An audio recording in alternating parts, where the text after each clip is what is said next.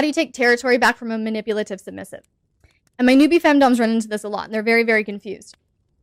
Where you have submissive men that are porn addicted or just so desperate to be submissive to a femdom that they will offer you nothing, ladies. They will offer you nothing. All they will do is bet. They're banking, ladies, on your desperation for affirmation and attention. And so they'll call it worship, and they'll call you goddess, they'll call you madam, they'll call you queen, they'll tell you how they want to kiss your feet and all this shit. And no, what it is they're banking on you being so fucking desperate for validation, desperate for affirmation, desperate for attention, that you will be so filled up on them doing absolutely nothing for you that you will continue to invest your dominance, your authority, your leadership, and indulge them, give them what they want, and they're not giving you anything in return. But ladies, you are accepting it.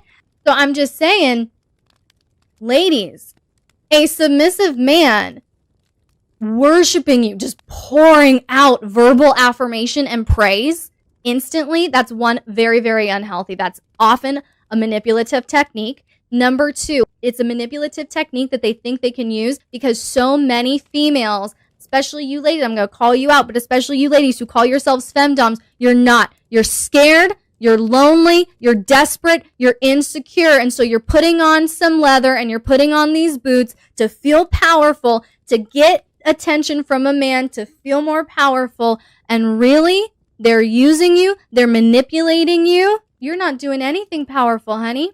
And then they got off because they're the ones getting off. You don't believe that? They're the ones going, mistress, I love worshiping you, mistress. Okay, ladies, we're not doing that. We're not getting that much pleasure from it.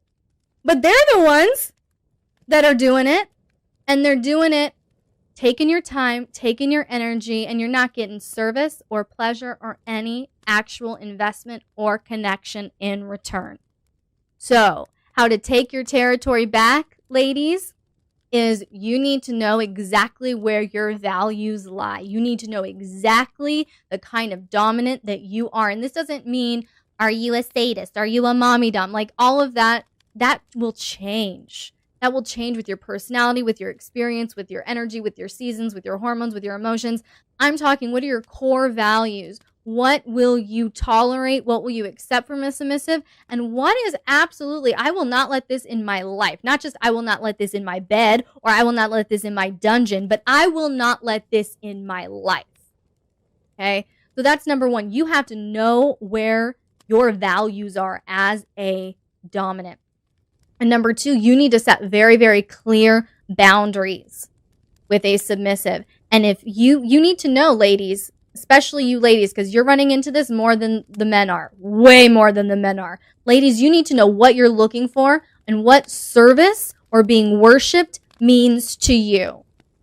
For me right now, service is a lot of help with my business, a lot of admin tasks. Okay, that's what service looks like to me right now because that's what I need. I don't have any more time in my day, so I need to find time.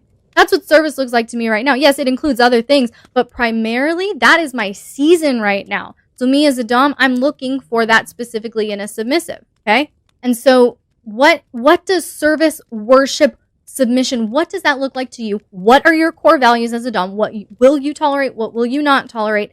And then set those boundaries. And don't assume that your submissive knows.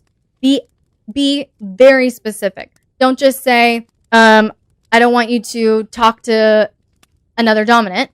What does that mean? It means you are not to accept DMs from another dominant. You are not to send DMs to another dominant. If I catch wind that you are talking to another dominant, this is what will happen, etc. Set boundaries and be willing to adhere to those boundaries. If you set boundaries with a submissive and they violate those boundaries and you go, it's okay. I know that's what I said, but then they talked you out of it, or you're just so desperate for that connection with a submissive, that's just opening the door to power confusion.